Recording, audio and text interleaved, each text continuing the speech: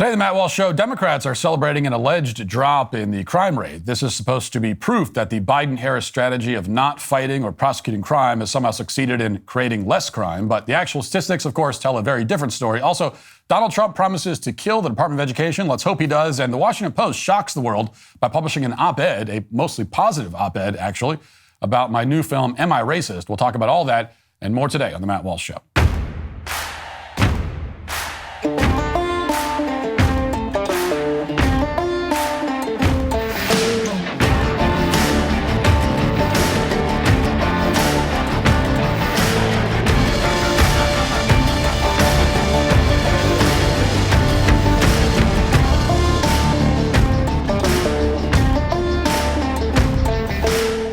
We're just 41 days away from the most pivotal election of our lifetime, and the truth has never been more critical. With Daily Wire Plus, you get uncensored daily shows from the most trusted voices in conservative media, live breaking news, and hard-hitting investigative journalism.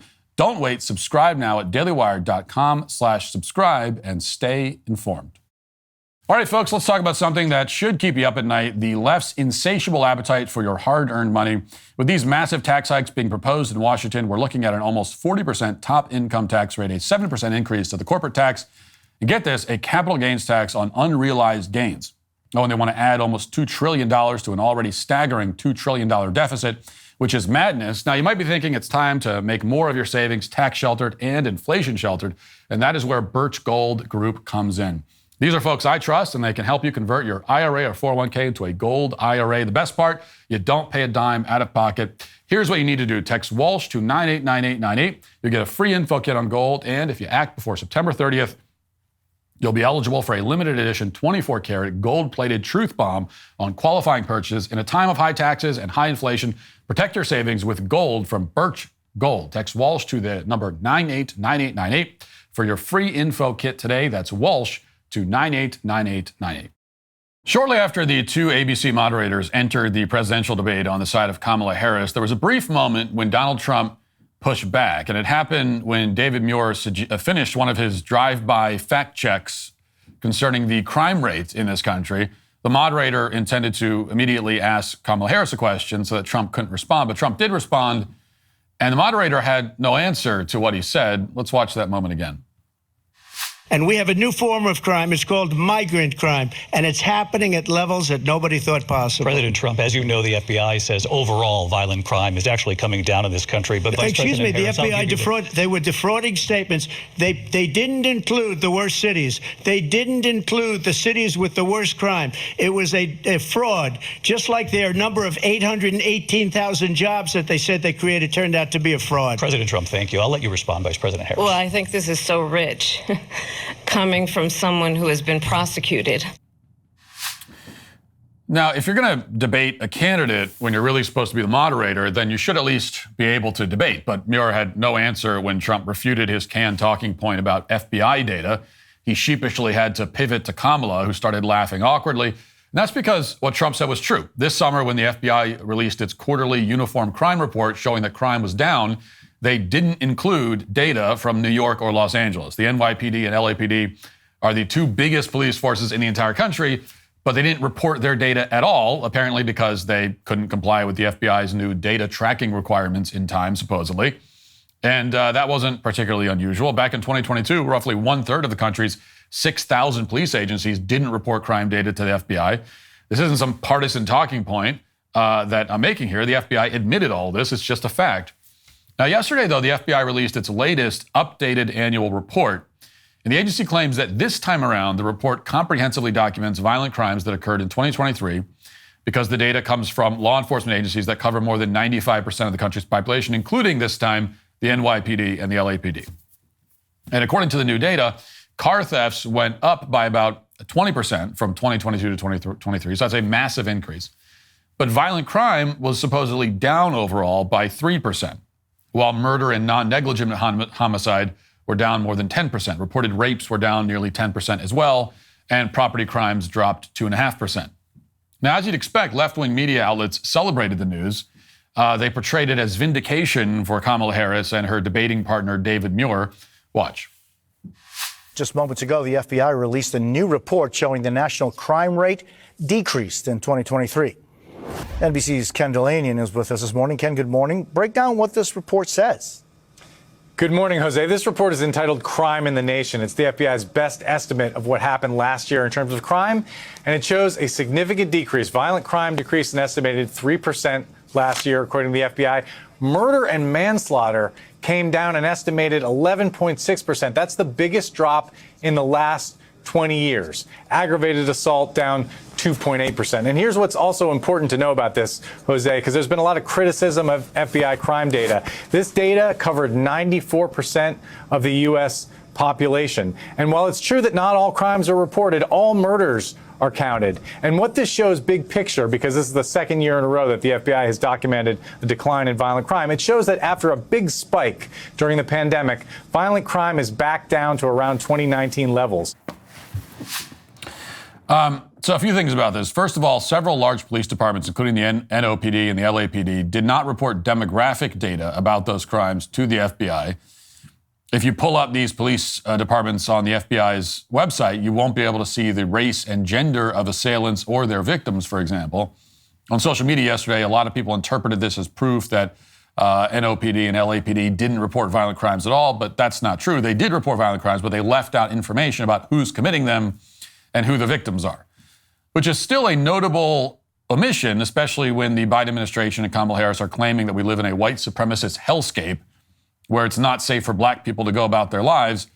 And it's an unexplained omission, too. My producers reached out to the FBI, LAPD, and NOPD to ask why this data was missing. We have not heard back yet. But in general, the FBI's numbers are being accurately reported by MSNBC and other mainstream outlets.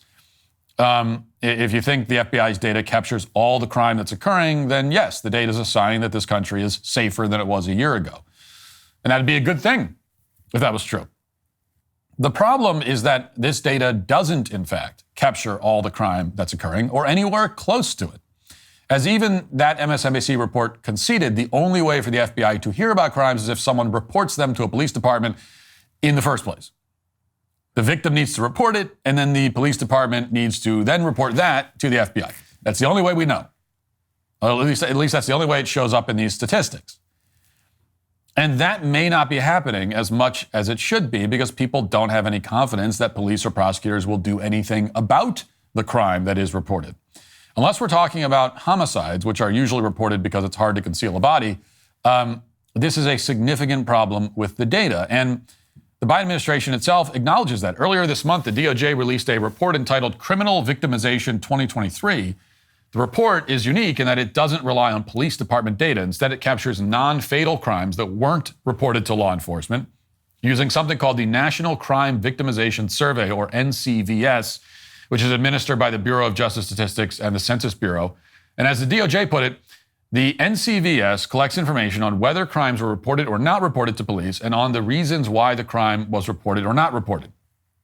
Victims may not report a crime for a variety of reasons, including fear of reprisal or getting the offender in trouble, believing that police would not or could not help, and believing the crime to be too personal or too trivial to report.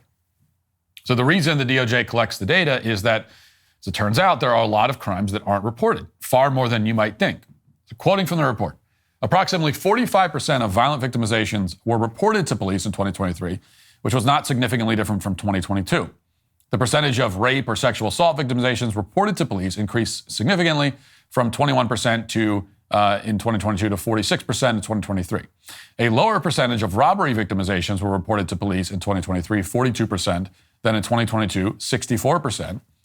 During this period, the percentage of overall property crime victimization reported to police decreased from 32% to 30%, due in part to a decline in the reporting of motor vehicle thefts to police from 81% to 72%.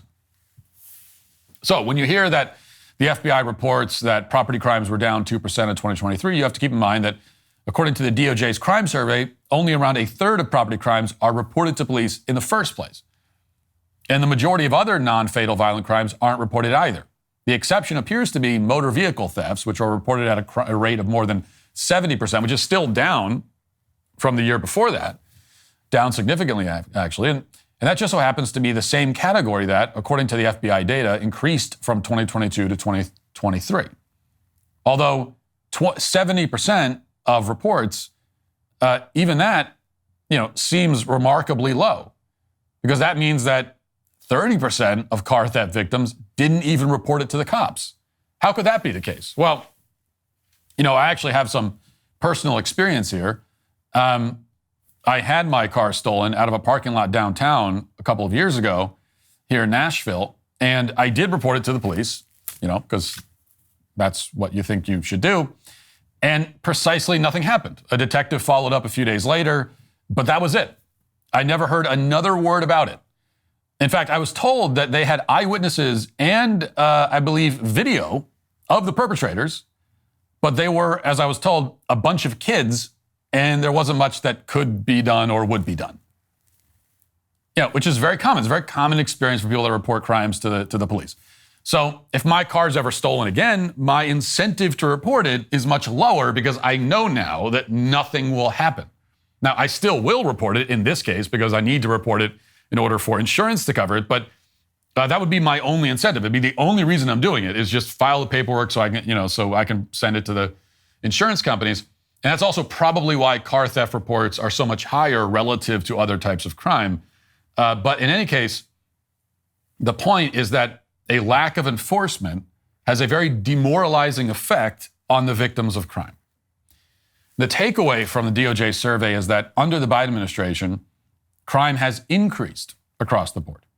Here's how the Wall Street Journal summarized the survey data. Quote, the NCVS report for 2023 finds no statistically significant evidence that violent crime or property crime is dropping in America. Excluding simple assault, the type of violent crime least likely to be charged as a felony, the violent crime rate in 2023 was 19% higher than in 2019, the last year before the defund the police movement swept the country. The problem is especially severe in major cities. This is something that's also not captured by the reporting we're hearing about the FBI's data, but it's true. Major cities are completely unrecognizable from what they were just a few years ago, and there's no sign that this trend is going to change. Quoting again from the Journal, according to the NCVS, the urban violent crime rate increased 40% from 2019 to 2023. Including simple assault, the urban violent crime rate rose 54% over that span. From 2022 to 2023, the urban violent crime rate didn't change to a statistically significant degree, so these higher crime rates appear to be the new norm in America's cities. Now, of course, there are reasons to be skeptical of survey data in general. The Bureau of Labor Statistics just admitted they overestimated job growth in this country by something like 800,000 jobs, and that was because the surveys they used evidently aren't very reliable. But in this case, the DOJ survey has a few advantages over the FBI's data. As I mentioned, it captures crimes that aren't reported to the police. And if you want to know the real crime rate, you have to take that into account, because otherwise all you're getting is the crime reporting rates, which is not the same as the crime rates. And additionally, the DOJ has been running this survey since the Nixon administration. So they've been doing it for a long time. But the FBI recently overhauled its data collection method in 2022, which makes it very hard to compare year-to-year changes in crime. And that's a major problem because it's essentially impossible to establish a baseline for comparison with the FBI data. By contrast, with the survey data, we can get a broader look at the overall increase in crime under the Biden-Harris administration, not just looking at 2022 and 2023. And more to the point, there are plenty of other indicators that the DOJ survey is correct and that America has become a more dangerous place to live under, under Joe Biden and Kamala Harris. For one thing, you can go to any major city in the country and visit a CVS or a Rite Aid and see how many items are hidden behind glass. We'll talk about that more in the 5 headlines. You can look at how police departments have shrunk all over the country, from New Orleans to New York. You can also look at some other indicators that no one's talking about. For example, the homicide victimization rate in this country increased by 19% from 2019 to 2023. That's a nearly 20% increase in the rate of people getting killed by other people, whether intentionally or unintentionally. And you can see the chart there. Seems like a rather significant jump, to put it mildly. But this is data that no mainstream media outlet will report. It's only because of an account on X called Data Hazard, which came up with the numbers by looking at death certificates, that we have this information at all. So think about that. We have a 20% increase in the homicide victimization rate in just 4 years. Any other country at any other time in history would call that a crisis. But using that kind of language wouldn't play well for Kamala Harris. So instead, her promoters are resorting to a familiar tactic They're selectively relying on data that helps their candidate while ignoring the data that contradicts or complicates that narrative. It's all part of an effort, once again, to convince you to ignore what's happening right in front of you, what you can see with your own eyes, what you're experiencing in your own lives. They don't care that more people are dying since 2019 or that most violent crimes are still going unreported. They only care about one thing, which, of course, is winning in November and retaining their power. So they're disregarding all nuance, all complicating factors in their reporting on this. But the rest of us, people who actually want to live in this country, regardless of who the president is, we can't accept that. A government that will lie about the deaths of its own citizens will lie about anything. And after the one-sided, misleading response we saw to the FBI's data yesterday, it's clear that that's exactly the kind of government that Kamala Harris supporters want. Now let's get to our 5 headlines.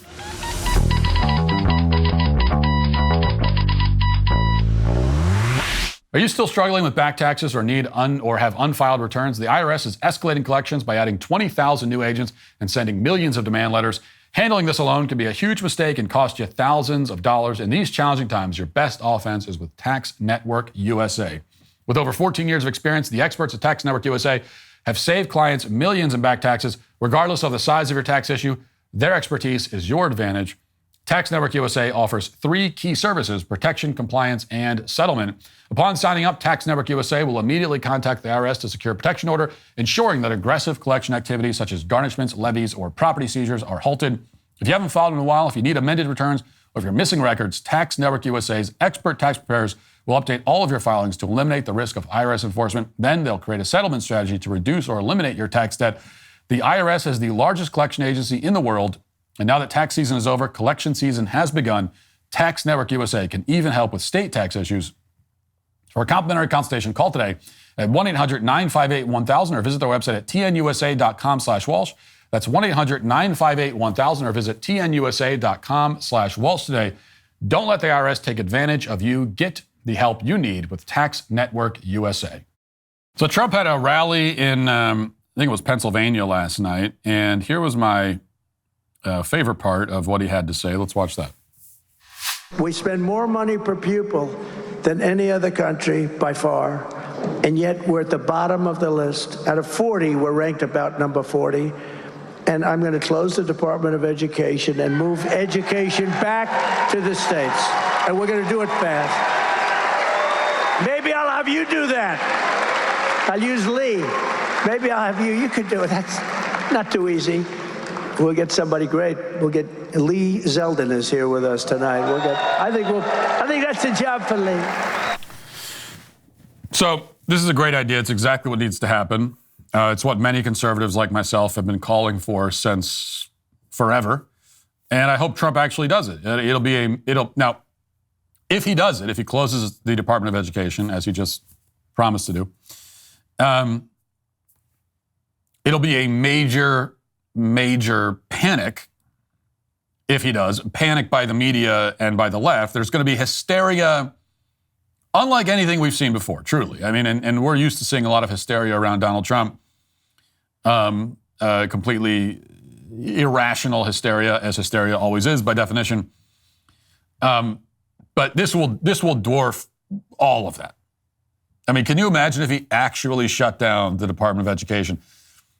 The way the media will report that, the kinds of things they'll say about it. It's a war on education. He's destroyed education.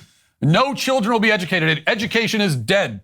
No one's going to learn to read or write anymore. It's just like Hitler all over again, somehow. So that's going to happen. And but Trump should do it anyway. He'll have nothing to lose. Final term. He's almost 80 years old. They hate his guts anyway.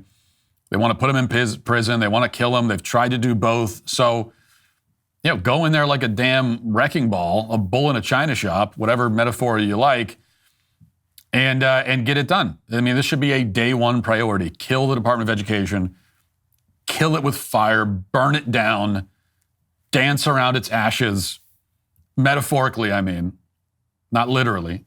In a poetic sense. Burn it down and dance around its ashes joyously. And as Trump briefly pointed out in that clip, if we're judging our current education system by its fruits, as we should, then the case is basically closed here. I mean, the fruits, the results are abysmal. The education system is simply failing to educate a huge number of kids who go through the system.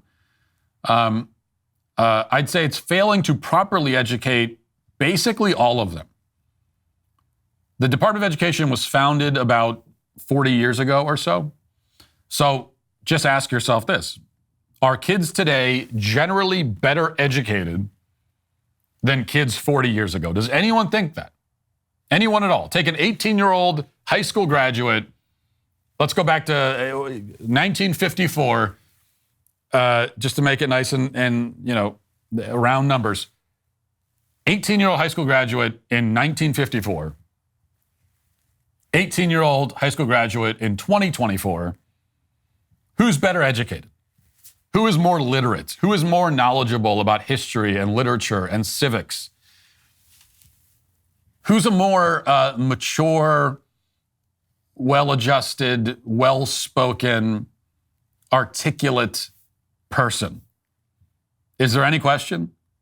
I mean, would anyone put their money on the 2024 graduate in that race? I don't think so. And that's because our education system is a catastrophic failure. And it's such a failure that it has created a civilization-level crisis. It's a crisis that cannot be entirely fixed by abolishing the Department of Education, because you're still going to have the public school system that will still exist. And ultimately, the public school system itself needs to be abolished. The whole thing, the entire system should be dismantled, because it is utterly failing in its basic job to educate kids. There are a lot of other reasons why we should destroy the public school system, get rid of it, abolish it. But you don't really need to get past this, which is they're not doing the job. You've got a whole bunch of poorly educated or basically uneducated 17 and 18-year-olds coming out of that system after spending 12 to 13 years in it, and they've learned almost nothing. They know basically nothing about the world, about history, about literature, about any of the subjects that they should be well-versed in after spending all that time in that system. They know basically nothing. And we all kind of understand this. I mean,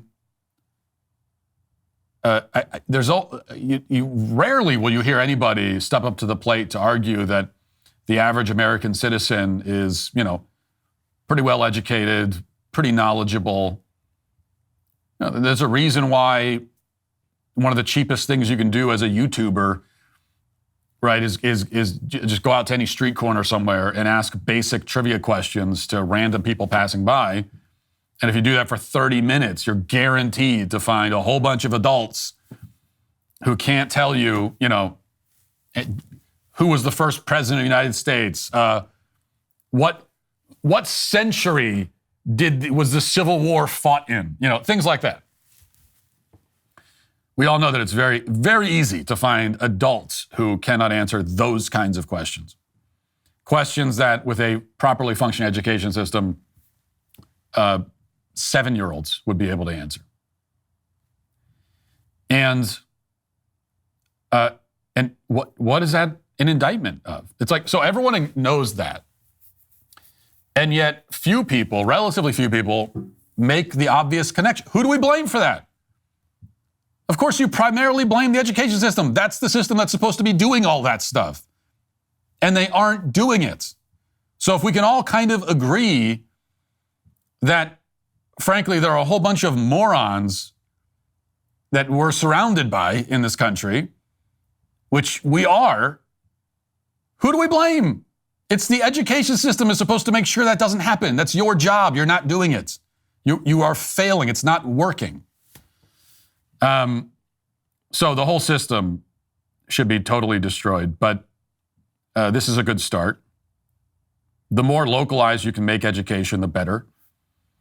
Education is not something that can be handled by a bureaucracy. Bureaucracies can't handle anything. They make everything worse, especially education. And education also cannot be mass-produced like iPhones in a Chinese sweatshop somewhere. It's an individual thing, and you have to educate children individually as individuals, to the extent possible. And I mean, obviously, you can't do that. Even in a homeschool environment, even with our kids in homeschool, they get as individual as an education can be, they receive. But even then, we've got multiple kids, and so it's not entirely individualized. But you want to get as close to that as you can, and the more you expand it and expand it and expand it to make it ultimately a federal issue, then you just have this assembly line, wholesale kind of approach, and it just doesn't work. Here's a report out of California about a familiar site, and this kind of relates back to the opening monologue. But we'll play this first, and then I want to read some comments about this from people on the left, sort of how they interpreted and who they blame for it. But let's watch this. Locking up shelves to protect items is what some Rite Aid stores in Los Angeles are doing due to a rise in retail crime. It's really unfortunate. This is video of a store in Compton where you can see nearly all items are under a lock and key, from paper plates to candy. At this Rite Aid in Santa Ana, a different view. Items are out in full display, including makeup and other essentials. The same thing at this Calabasas location. And in Beverly Hills, this Rite Aid has some beauty products locked in shelves. We did ask Rite Aid for more information on the security changes, if they are being made at specific stores or if they are being added to all. We have not received a response. Now, this clip is being passed around Twitter with some commentators unhappy about it, unhappy and blaming Rite Aid for this. So here's someone named Christopher Webb who identifies himself, not surprisingly, as a lifelong Dem. He says this: I know I'm not the only one who's had enough of these convenience stores keeping everything under lock and key. Who has time to wait 10 minutes for an employee to unlock a deodorant? Amazon's the beneficiary of this bad business strategy, Rite Aid. Another commenter agrees. These retailers spent millions putting everything in locked cabinets because everyone claiming crime, which was debunked. My Target now leaves all the doors open, and you can't take carts down the aisle because of the doors. It's insulting and stupid.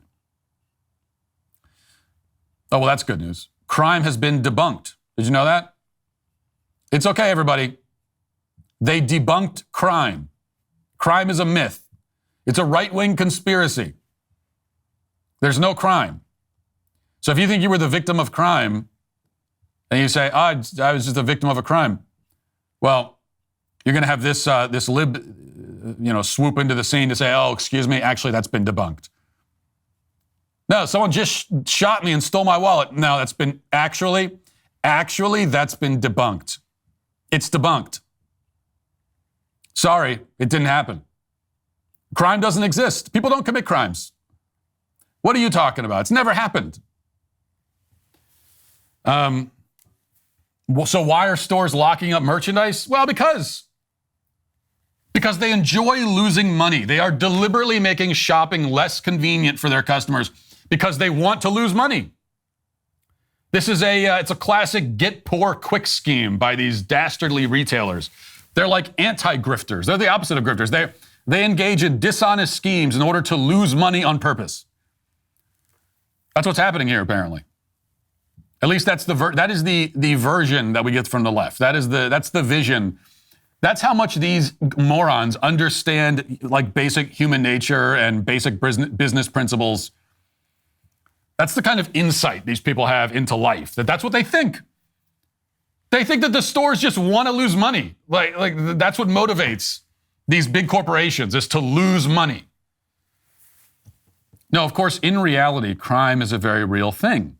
And the reason stores do this is that there's so much shoplifting that they have no choice. Yeah, it's incredibly annoying. We all agree on that. I was just in Walmart the other day, and They had like shampoo and razors locked behind glass. It was the first time in this Walmart, which I go to all the time, it was the first time that I'd seen that, and this is a recent development, that they put all that stuff behind glass. And I actually ended up not buying the shampoo and the razors that I needed, which is what I came there for, because I didn't want to wait around for an employee to come and unlock the stuff. And to me, it's time consuming and also embarrassing. Like the idea that I have to have an employee come and like I have to ask their permission, like I'm a child. Mommy, can I get the shampoo?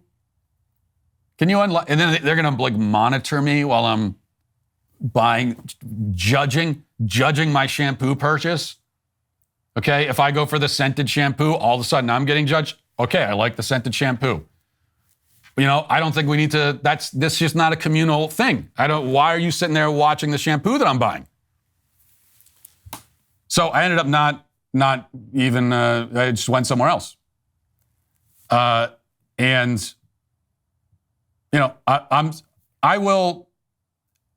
can make a movie where I intentionally antagonize rooms full of people to the point where they call the cops on me, and I'm fine with that. I can handle that. But I can't handle calling an employee to unlock the shampoo for me. That I can't do. That's too cringe even for me. So, what's the takeaway here? Yes, stores are definitely losing money because of this. I know that because they lost my money, and I can only assume I'm not the only one.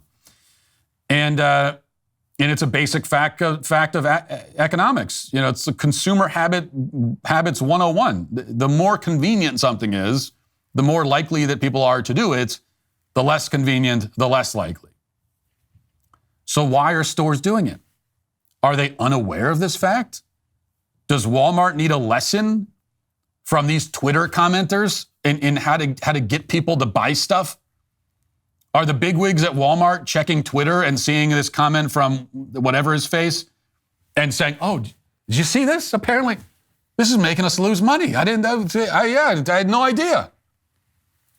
I thought more people would buy it if you lock it behind glass. I think it'd make people intrigued. They would think that it has more value. And so now there'd be lines around the block to buy shampoo.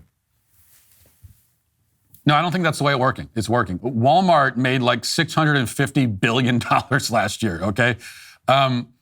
They made enough to buy entire countries. And so I think they know a thing or two about consumer habits. I think they understand basic economics. Okay, I'm not much of a trust the experts guy, and the left usually is, but this is one area where, you kind of trust the experts. Like if I go into Walmart and they're doing something, I just sort of assume that they're doing that because that's the best way to make money in this circumstance. Like they're pretty good at making money. I mean, they're pretty good. This is Walmart we're talking about. And so, whatever. If I went to a Walmart and they had they built a huge moat around it with crocodiles in it, I would say okay, well, I guess this is the best way for them to make money right now. Because this is Walmart. They know they wouldn't do it if I don't understand how that could be the case, but it must be because they wouldn't be doing it otherwise. And yet we do know that in a vacuum, certainly you lose money by putting the stuff behind glass. So what does that mean? It means that the shoplifting problem isn't just bad, it's really, really, really bad. That's the takeaway. That's the lesson that a rational person can draw, that Walmart and Rite Aid and all the rest of them, they're looking at this and they're saying, yeah, we're going to lose money if we lock all this stuff behind glass. We'll lose more if we don't. And so they're doing the least bad option. Shoplifting is a crisis. Crime is a crisis. Why? Well, because our cultural degradation has reached a point where so many people have not been raised with a basic moral foundation. Don't steal is one of the most basic, most elementary level moral lessons that you're supposed to teach your kids, and a lot of people have not been taught that.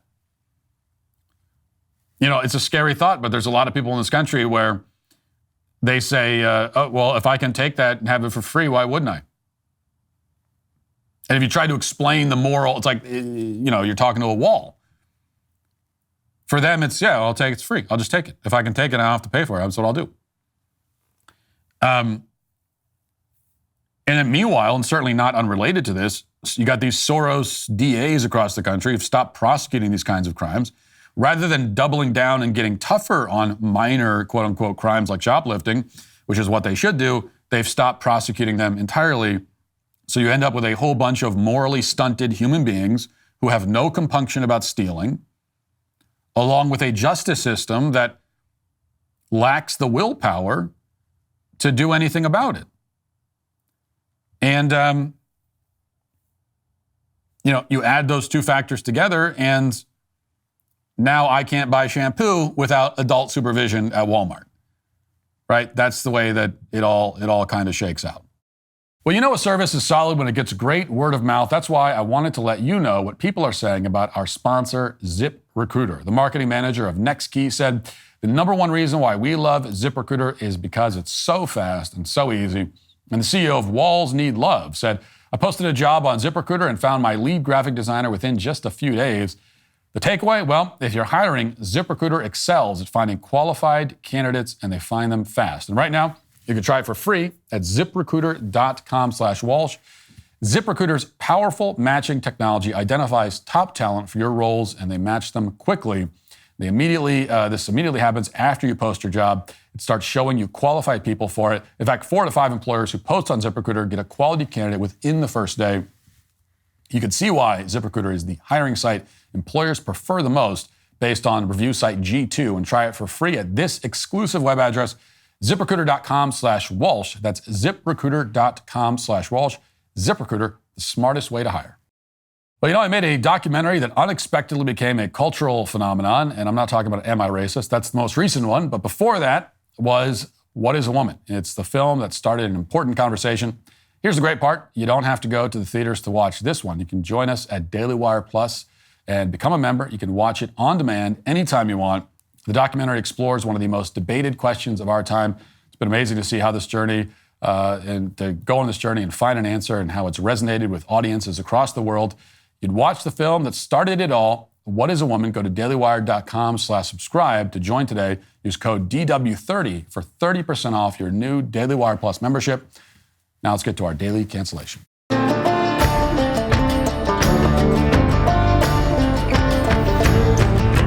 Well, we know that the mainstream media is corrupt, dishonest, and both intellectually and morally bankrupt. That is the fundamental reason why, as we've been tracking on the show for the past few weeks, mainstream film critics have refused to review my new film, Am I Racist? But credit where credit is due. A few journalists, even if they aren't film critics, from a few major publications have had the gumption to acknowledge the movie's existence. And yesterday, most unexpectedly, the Washington Post was added to that list. The film critic at the Post, whoever it is, still has not reviewed the film, and probably never will. But the journalist Megan McArdle did bravely venture to theaters to watch the movie and wrote about it.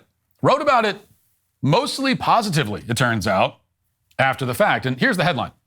You might not enjoy Am I Racist? You should watch it anyway. Which I could not agree more.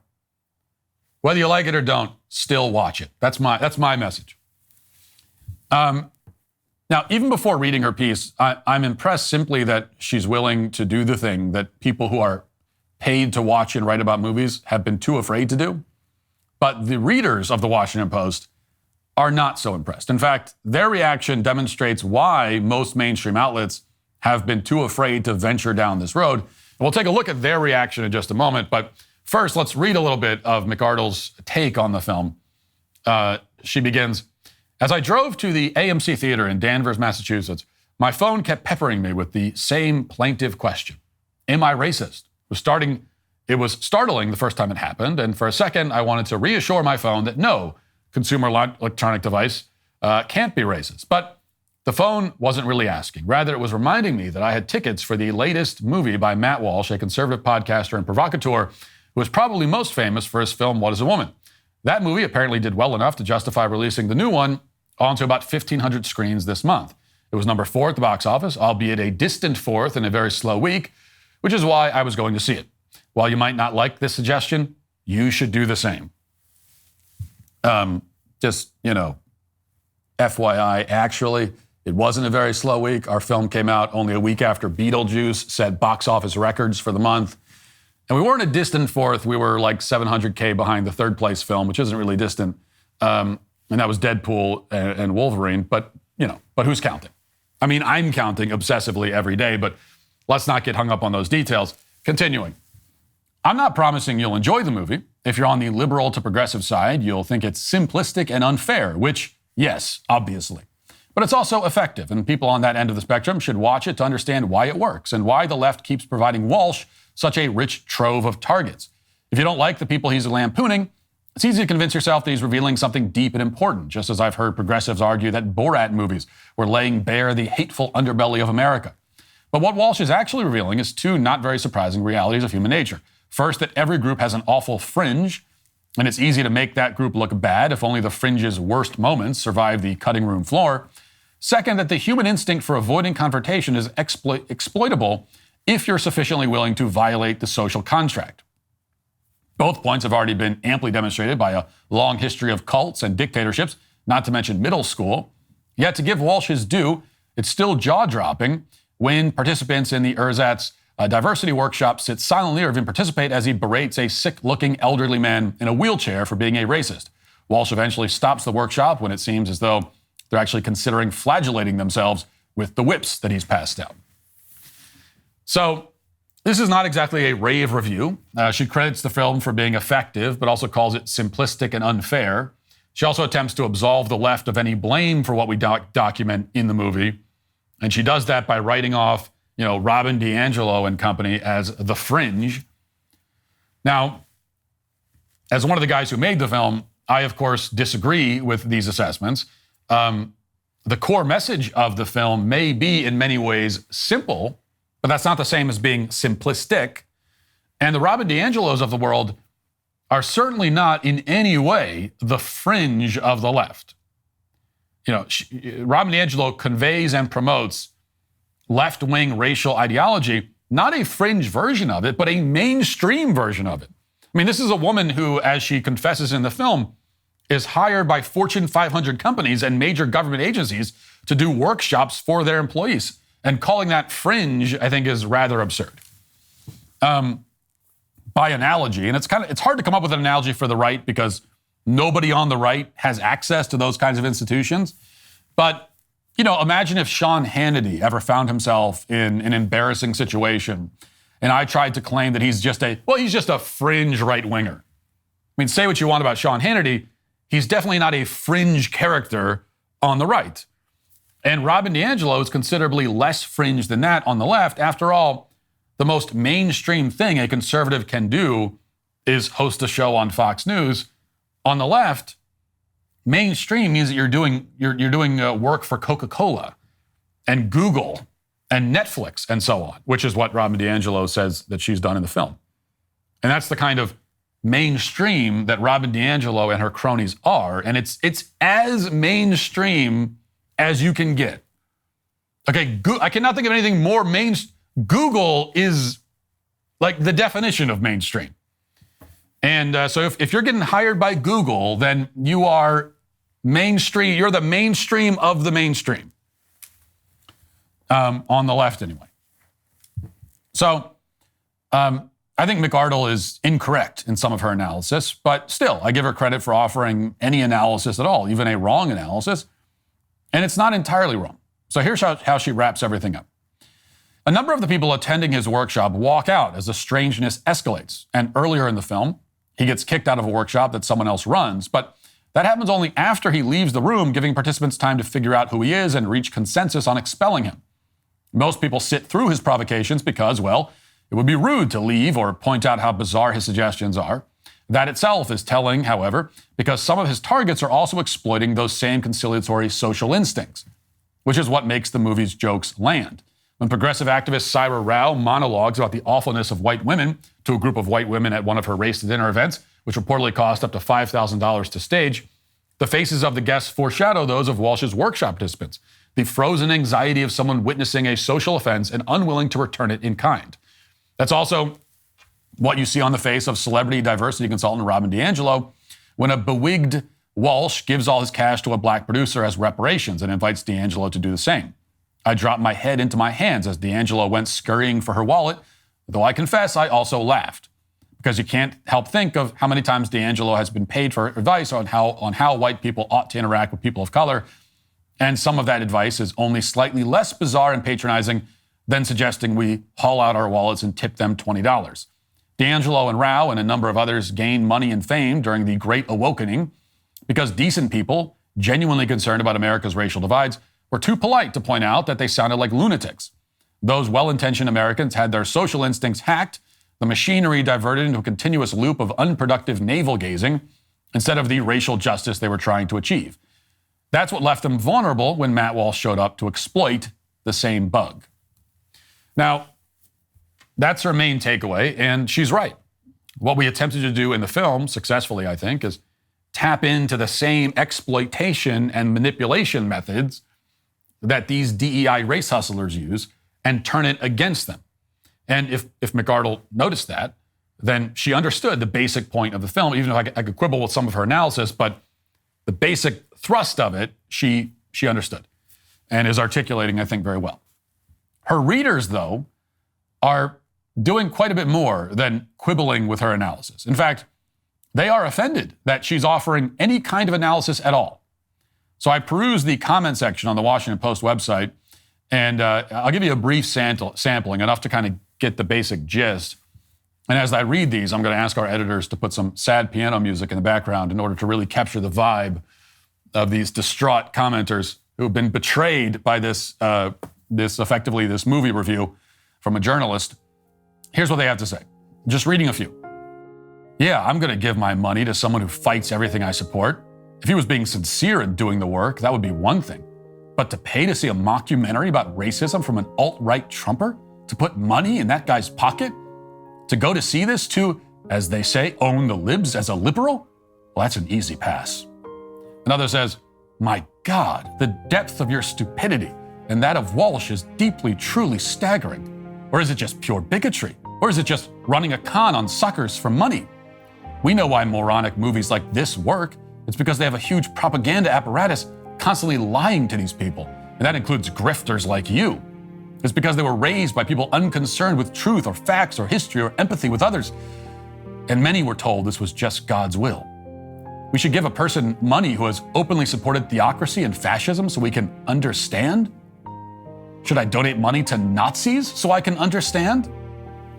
The next one says, trying to justify and normalize racism has been the goal of the right for years. Now they have a WAPO opinion writer going to lengths to explain racism is okay because the fringe left has some crazy people?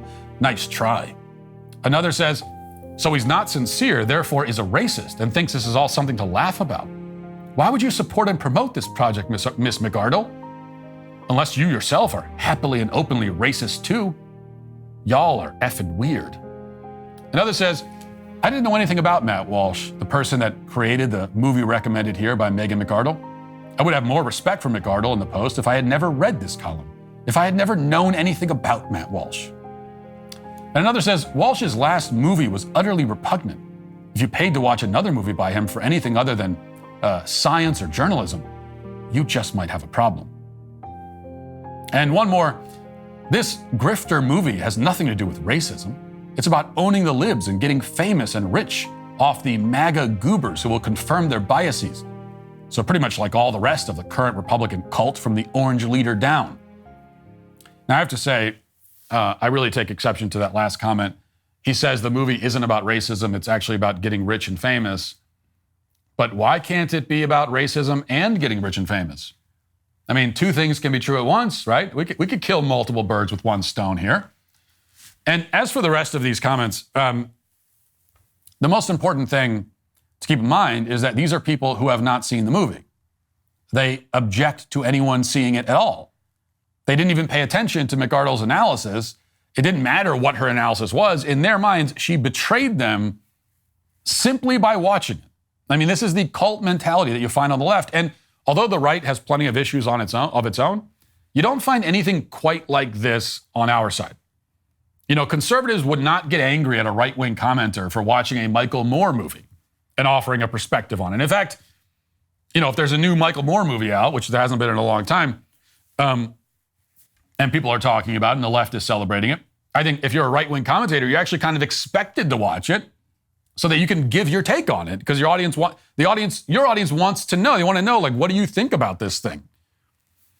And indeed, pretty much every movie Hollywood churns out, documentaries and narrative features, are made by raging leftists. As a conservative commentator myself, I don't have to worry that my audience will dogpile me if I watch a movie and give my thoughts on it. You find this attitude on the left for two basic reasons. The first is that their worldview is a brittle, fragile thing. It cannot withstand any serious or even not so serious challenge, which means they have to steadfastly avoid anything that might challenge it. C.S. Lewis once wrote that a young man who wishes to remain a sound atheist cannot be too careful of his reading. And the same could be said about a young man or a woman, or an old man or woman, who wishes to remain a sound leftist. But the other thing that comes out in these comments, and also in the backlash that YouTube reviewer Jeremy Johns experienced when he dared to notice that my movie exists, is that many on the left have come to believe that they own the art form of film itself.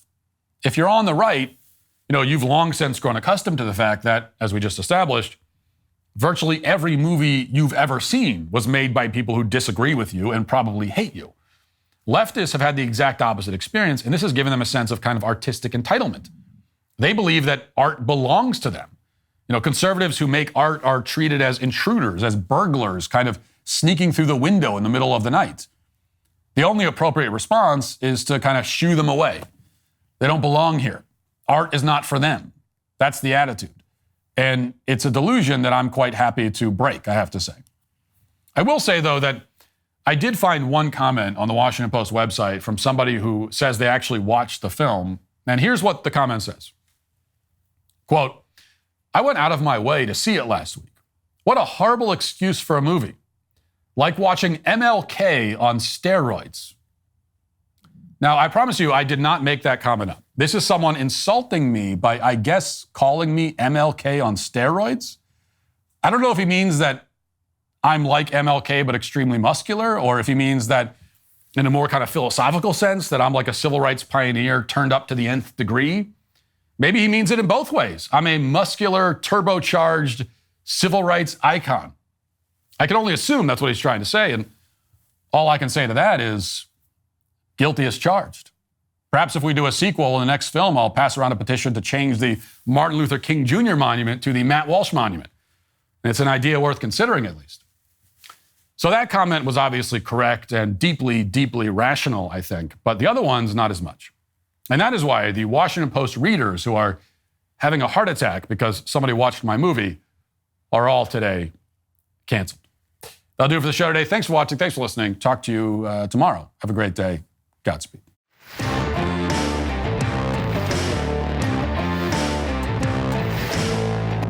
The stage is set. The stakes are sky high.